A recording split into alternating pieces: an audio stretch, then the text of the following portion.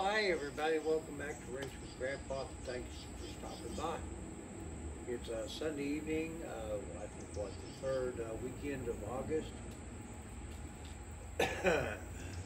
Appreciate everybody that took a look at yesterday's video, and those of you that have subscribed, we're up a few.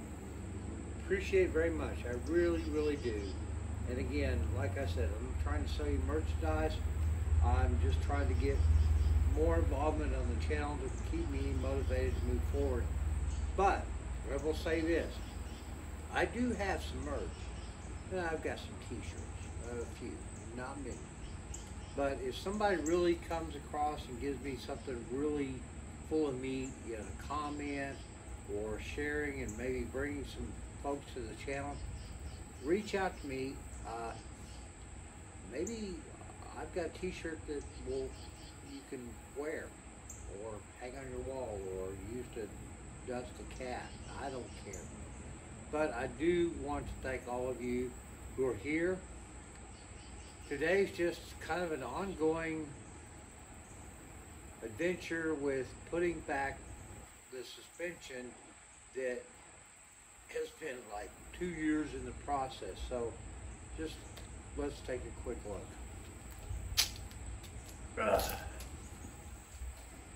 So, as you may have seen, if you're following along, there's the drive shaft. We'll be putting that back in after a while. It's all pretty again. But here's where we're at right now. We've got the backing plate on, the lower control arm. We're getting ready to install the torsion bar.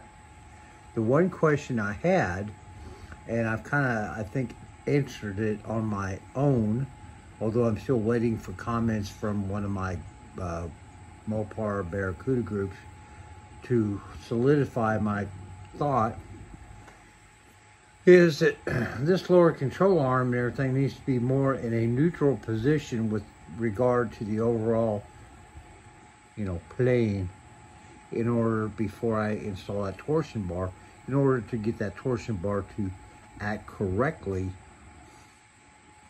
for what it's supposed to do. So I've gone ahead and thrown the jack under here and kind of raced it up. The big issue that I've run into today and yesterday and last month, yeah, well, longer than I'd like to talk about, is getting the upper A-frames put in. Now, of course, we've installed new ball joints, new bushings, but the problem I'm having, let's see if we can do this. Yeah, throw this sucker out. Because of all the Chinese cluster effing that was done in this front suspension in the past, this has all really been jacked up, and it's been patched where it's been cracked and stuff. And my guy looked at it, he said, well, the welds are good, but the problem is I don't have a problem getting the A-frame down in the front bushing, getting the bolt in there, it's all good. This is where the problem is. And a lot of it is because they came in here and welded a crack, and they over welded, and they put more surface on this than it originally had, which means now I am having problems getting this back bushing to go down in the channel to where I can get the front channel in.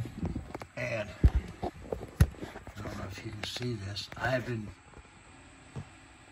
using my Dremel tool to try to, you know, kind of clean this up. I've been using other things too to try to kind of get this reef shape back out, you know, open it up a little bit. including a crescent wrench on the cheater bar, sledgehammer. You know, you use what you got. But that right now is a big aggravation. But not to be deterred, this isn't working. We'll give it a minute. We'll work on other stuff, like getting that reinstalled. Now, one thing that I found, and I'll just do this real quickly, and then we're going to sign off because I got thunderstorms hopefully moving in, and I'm ready for a cold adult beverage. I may have showed you before the grease dust boots that go over the torsion bars, and obviously these are aftermarket, and they're very stiff. And one thing that I showed earlier was using the heat gun and some grease and getting them loosened up, and then trying to resize them. Well, with the first one, I realized after some work that I needed to remove this part of the rubber, get that out, which I did on the other boot. Continue to use the heat treatment, but what I did was I ended up using a, I think it's what, 3/4 inch? No, 7/8 inch socket, putting this down on it, getting it heated up very well so it softened everything up enough to where I could push this down over this socket, and then really gave it some heat. Probably got it up around, I don't know, hot where you really didn't want to touch it, and let it sit and give that plastic or that rubber a chance to kind of loosen up. Well, it worked. The boot that we've got under the car on the torsion bar is perfect. So we'll be doing that as well on that side. Well, you know, that's about it, guys. We're still, you know, trying to move forward and get something done. Hopefully something productive and not just disastrous. Guys, again, we're coming up on another week. May it be good for you. May the Lord bless you and your families. And let's all keep wrenching. Thanks, guys. Subscribe, comment, share. I really appreciate it all very, very much. See you soon. Bye-bye.